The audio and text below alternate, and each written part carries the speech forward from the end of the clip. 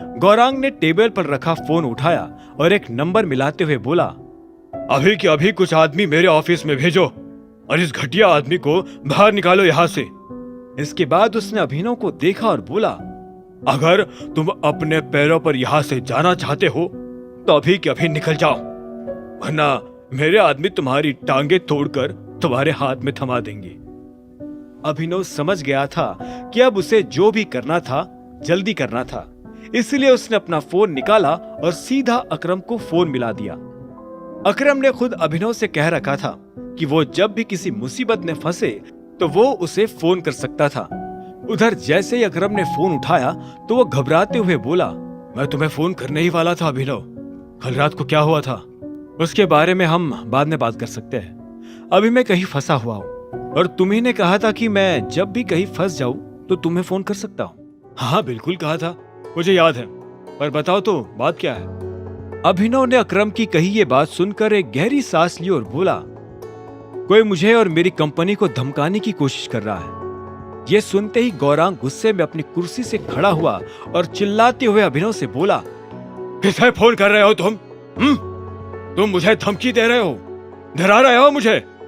अभिनव ने उसकी बात पर जरा भी ध्यान नहीं दिया और बोला, एक आदमी मेरे ऊपर चार्जेस लगवाने वाला है और ये मुझे कंपनी से निकालने की धमकी भी दे रहा है। ये कह रहा है कि या तो मैं नौकरी छोड़ दूं या फिर ये मेरे ऊपर चार्जेस लगवा देगा। इसका नाम गौरांग है और ये निखिल वेंचर्स का सीईओ है। और ये इससे पहले कि अभिनव आगे कुछ और कह पाता, पीछे से दरवाजे की जोर से खुलने की आवाज आई और एक आदमी अभिनव की तरफ बढ़ने लगा। उस आदमी को देखते ही गौरांग चिल्लाया, फोन ले लो उसका। गौरांग की बात सुनते ही उस आदमी ने अभिनव के हाथ से उसका फोन छीन लिया और उसे दीवार की तरफ जोर से फेंक दिया। अभिनव के फोन के टुकड़े टुकड़े हो गए थे। ये देखते ही गौरांग हंसते हुए बोला, शाबाश, काफी मजेदार। चलो अब इसे उठाओ और यहाँ से बाहर फेंक दो, और अगर ये बीच में नाटक करे तो शर्माना मत, बुरी तरह से मारना। गौरांग की बात सुनते ही अभिनव ने हाँ में सिर हिला दिया। वो इतनी देर से बस इसी पल का इंतजार कर रहा था। वो खुद भी किसी न किसी को बहुत जोर से मारना चाहता था। चले बाहर निकल। इतने में गौरांग के एक आदमी ने अभिनव से कहा। उधर गौरांग आराम से अपनी कुर्सी पर बैठ गया था। अभिनव ने उस आदमी की बात तो सुनी, लेकिन जवाब में बोला, मैं यहाँ से 1 इंच भी नहीं हिल पाऊंगा। अगर तुम चाहो तो मुझे यहाँ से हिलाने में मेरी मदद कर सकते हो। अभिनव की ये बात सुनते ही वहां खड़े सारे आदमी उससे नाराज हो गए। एक आदमी ने अपनी शर्ट की आस्तीन चढ़ाई और गुस्से में अभिनव की तरफ देखते हुए कहा, क्या नहीं, हम अभी तेरी मदद कर देते हैं। इतना कहते ही उस आदमी ने अभिनव पर एक मुक्का जड़ने के लिए अपना हाथ उठाया, लेकिन इससे पहले कि उसका हाथ अभिनव के चेहरे को छू पाता, अभिनव ने उसका हाथ पकड़ा और उसे जोर से मसल दिया। वो आदमी दर्द के मारे बुरी तरह से करहा रहा था। जब वो अभिनव को पहले हाथ से मुक्का नहीं मार पाया तो उसने दूसरा हाथ आगे लाने की कोशिश की, लेकिन वो नाकाम रहा।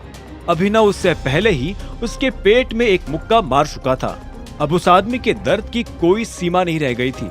जब अभिनव को लगा कि उसका काम पूरा हो गया है तो उसने उस आदमी को छोड़ दिया। वो आदमी सीधा फर्श पर गिर पड़ा।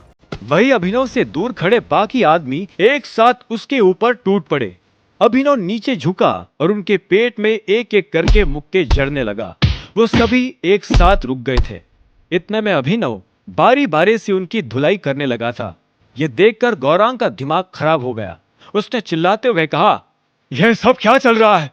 तुमने अपनी माँ का दूध पिया है या नहीं? मैंने तुम्हें मारने के लिए रखा है, मार खाने के लिए नहीं। लेकिन उसकी बात का कोई असर नहीं हुआ। अभिनव ने 5 मिनट से भी कम समय में उन सब आदमियों को फर्श पर लिटा दिया था। उन सभी से निपटने के बाद आखिरकार अभिनव गौरांग की तरफ बढ़ने लगा। उसने अपना पसीना साफ किया और गौरांग की आंखों में देखते हुए बोला, अब तेरी बारी है। अगर तूने नाम नहीं बताया तो तेरा वही हाल करूंगा जो इनका किया है। अभिनव के मुंह से ये बात सुनते ही गौरांग का दिमाग खराब हो गया। उसकी धड़कनें तेज हो गई थी और बिना कुछ किए ही उसके माथे से पसीना आने लगा था। अभिनव धीरे धीरे गौरांग की तरफ बढ़ता जा रहा था। अब आगे क्या होने वाला था क्या गौरांग अभिनव को सच्चाई बता देगा या गौरांग की कोई और चाल अभिनव के गले का फंदा बन जाएगी? आखिर कौन था वो जिसने अभिनव की जिंदगी बर्बाद करने के लिए गौरांग को आगे किया हुआ था? इन सभी सवालों के जवाब जानने के लिए सुनते रहिए आगे की कहानी जानने के लिए देखें अगला एपिसोड सिर्फ पॉकेट एफएम के यूट्यूब चैनल पर, और द रिटर्न ऑफ टाइगर के सारे एपिसोड्स को सुनने के लिए डिस्क्रिप्शन में दी लिंक से डाउनलोड करें पॉकेट एफएम ऐप।